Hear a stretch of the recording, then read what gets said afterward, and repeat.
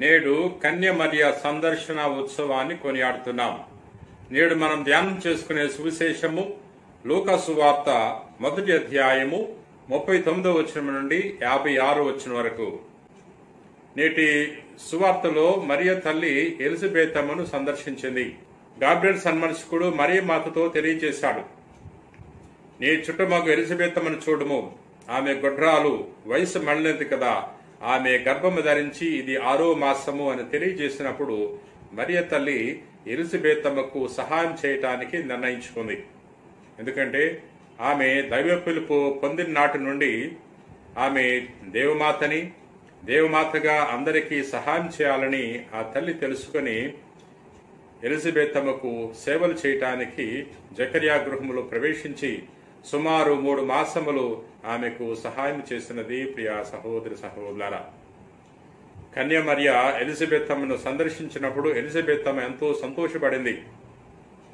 నా ప్రభు తల్లి నా ఎద్దుకు వచ్చుట ఎలాగూ ప్రాప్తించను, నీ వందన వచనము నా చెవిని సోకగనే నా గర్భమందలి శిశువు ఆనందముతో గంతులు వేసను అని ఎలిజబెతమ్మ తెలియజేస్తుంది.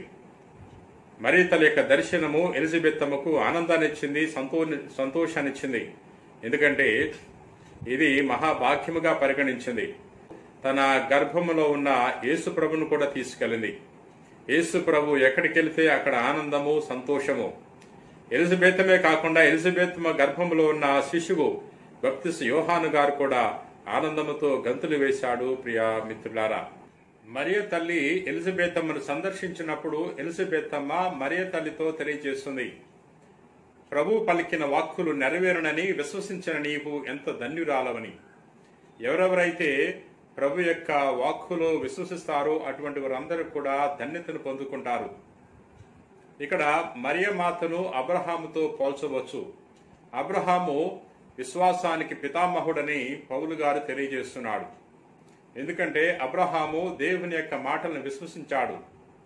తన వృద్ధాప్యములో దేవుడు తనకు ఒక కుమారుని దయచేస్తానని, తనను ఒక మహాజాతిగా రూపొందిస్తానని దేవుడు తెలియజేసినప్పుడు దేవుని యొక్క మాటను విశ్వసించాడు. ప్రియా మిత్రులారా, మరి తల్లితో కూడా దేవుడు తెలియజేస్తున్నాడు, నీవు పవిత్రాత్మ వలన గర్భము ధరిస్తావు అని దేవుడు గాబ్రియల్ ద్వారా తెలియజేసినప్పుడు మరీ తల్లికి అర్థం కాకపోయినా సరే అది దేవుని యొక్క సందేశమని విశ్వసించింది.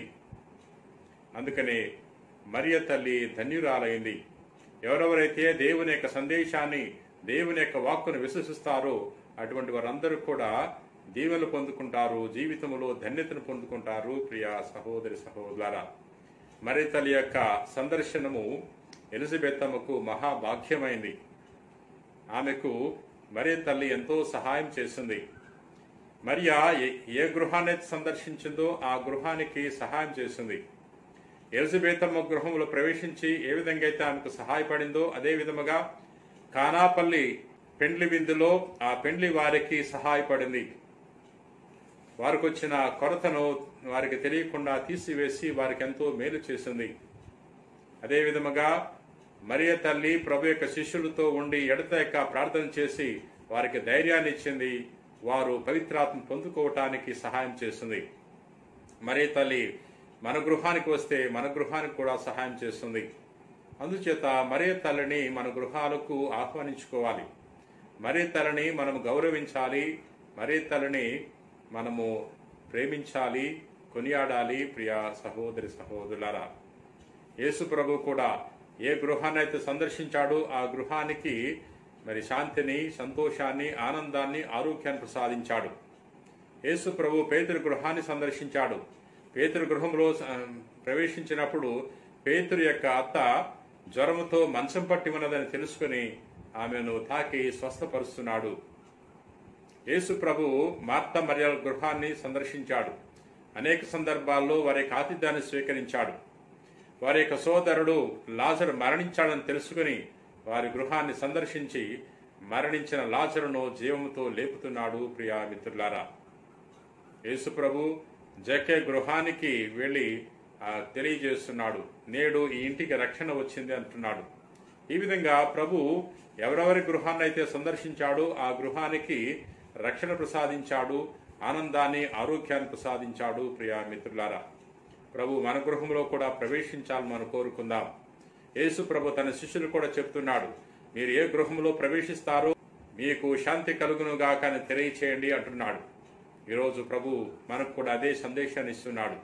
మీరు ఏ గృహంలో ప్రవేశిస్తారో ఆ గృహంలో ఉన్న వారికి మీకు శాంతి కలుగును గాక అని పలకండి అంటున్నాడు. మన ద్వారా ఇతరులకు శాంతి చేకూరాలి. మన యొక్క సందర్శనము, మన యొక్క మాటలు, మన యొక్క ప్రవర్తన ఇతరులకు నష్టం కలిగించేవిగా ఉండకూడదు. మన వల్ల ఇతరులకు సహాయమే జరగాలి కానీ నష్టం జరగకూడదు. ప్రియా మిత్రులారా, ప్రార్థన చేసుకుందాం.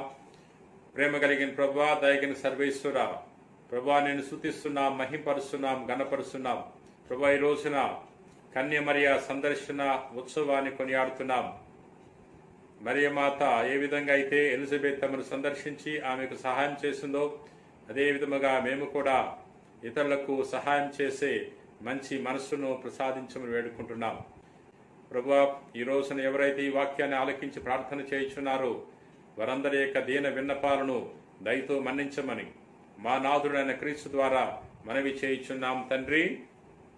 ఆమెన్.